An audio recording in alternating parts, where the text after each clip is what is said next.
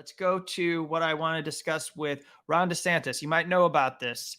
You probably know that there has been a former Guantanamo prisoner, Mansour Gaddafi. He was released from Guantanamo in 2016. And I'm going to play you a clip from it. But first, we need to go over the story of this documentary that has been suppressed.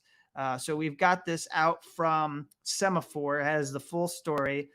You might have known that Ron DeSantis was at Guantanamo. So this Guantanamo prisoner recalls interacting with him when he was force fed.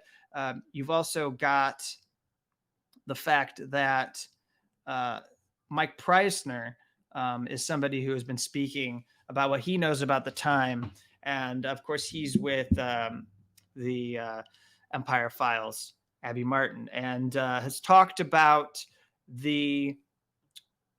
just the cruelty in which DeSantis behaved while he was at that military base. But of course, DeSantis hasn't wanted to answer any questions about this, to deal with any of this. And so we've got the story now. We've got more of this. It was sketchy when it happened. It was earlier this year. Showtime, that was where Vice had this documentary series that was airing.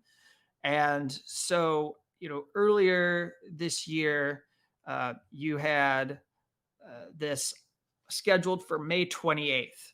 And there was going to be, as they described, a coverage of the U.S. prison complex.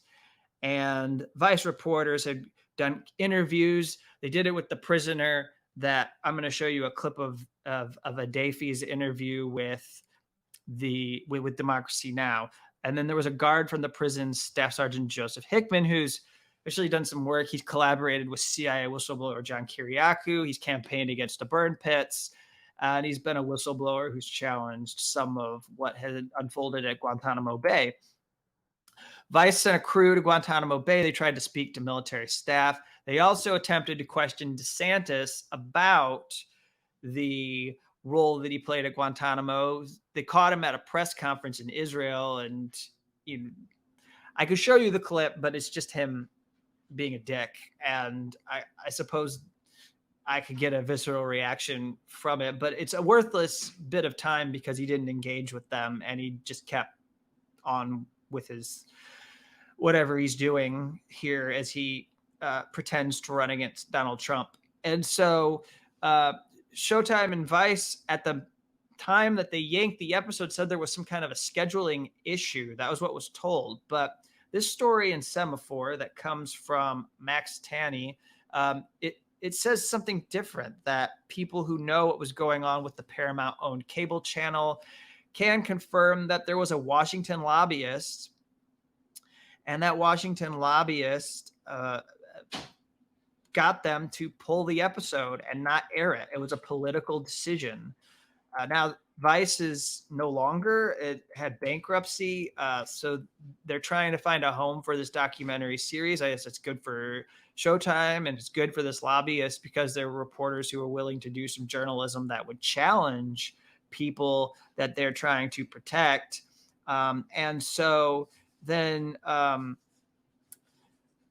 what they describe is that Vice's internal legal team and Showtime executives were asking for changes on the episode, and that Showtime and Vice had sent around promotional materials and screeners for the episode to reporters.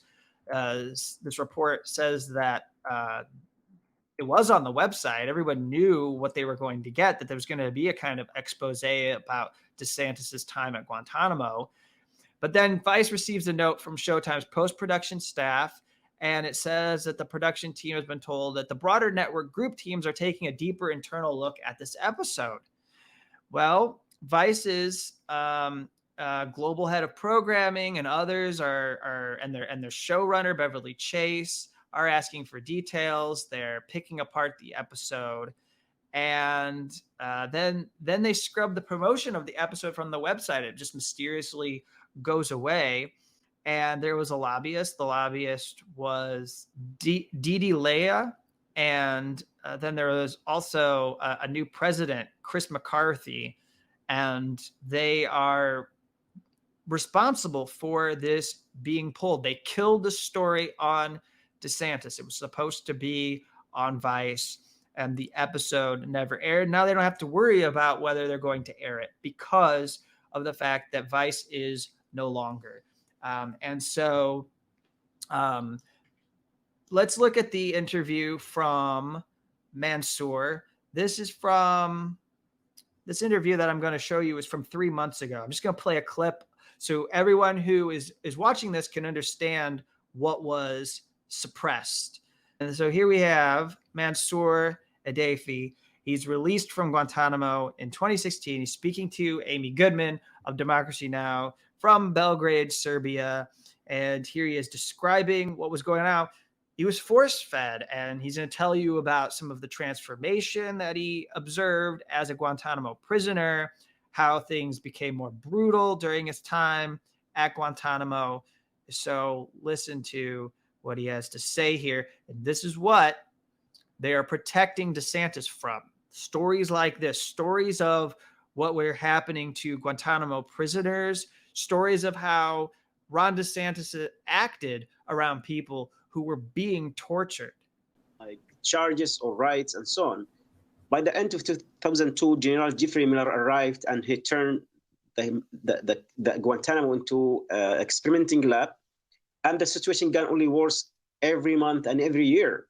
By 2005, we managed to organize like a mass hunger strike that embarrassed the US government.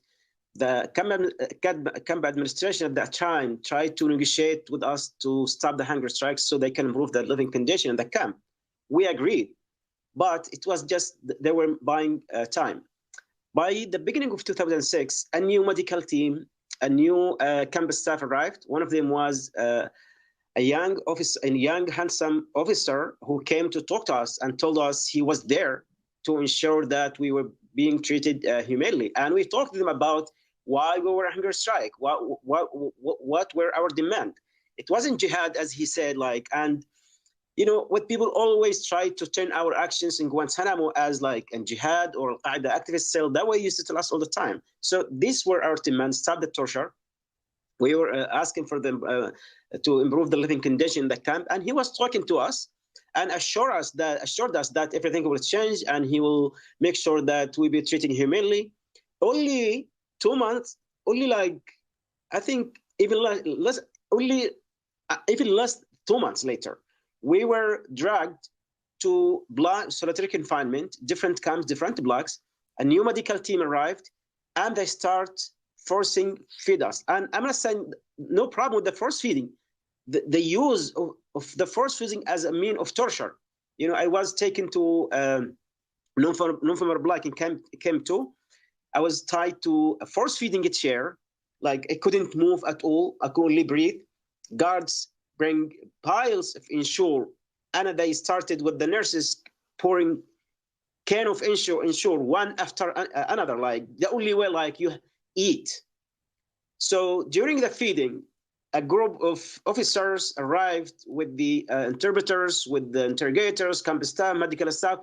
They were behind the fence, and I saw one of them was Ron DeSantis in a military uniform, and he was while I was screaming, yelling because I couldn't breathe of the Ensure, and was like I was bleeding because they really insert a thick tube through my nose.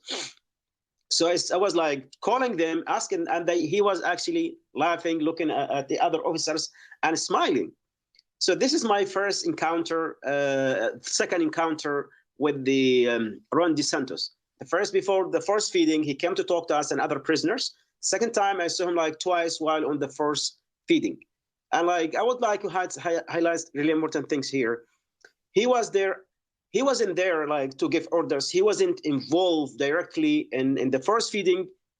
I didn't see him give any orders to the guards, but he was there, like supervising, watching. When I asked other prisoners who were also in the first feeding if they saw him, they said yes. One of them, at least, he told me, he sent me a message. He said he was there too. Mansour, we're also showing images of your remarkable artwork, your drawing of being force-fed as you speak. But I wanted to turn right now to another former Guantanamo prisoner who Democracy Now! Reached last week, Ahmed Ould Abdelaziz, who also remembers Ron DeSantis at Guantanamo. He spoke to us from Mauritania. DeSantis, he was there. That person called DeSantis because we didn't recognize his name until we saw him in the media, and then we heard about he is now working in the Congress. A guard who was working, a very long time ago. For us, he's a guard. For the government, he's a lawyer, and he came there. But he's doing the same thing as a guard because he was sided. He was siding with the guards. He was siding with the administration there. He was part of that. He was the link of that chain of involvers, people who were involved in injustices, wrongdoing, and mistreatment of detainees, putting detainees in degrading conditions, degrading locals, because many of these blacks were not suitable for animals, not say about humans. So there you get another prisoner's perspective. You get two prisoners' perspectives. These are perspectives that would have been in this documentary. You have Paramount suppressing this on behalf of lobbyists that clearly are aligning themselves with the interests of Ron DeSantis, or perhaps also trying to protect the military from kinds of stories that will reflect poorly on what's going on at JTF Gitmo. And, think of the power of having this documentary on a platform in which people access and watch shows. Thank you for watching this clip. Support independent journalism. Become a member of the channel and get access to all our exclusive content, including the full broadcasts we do every week.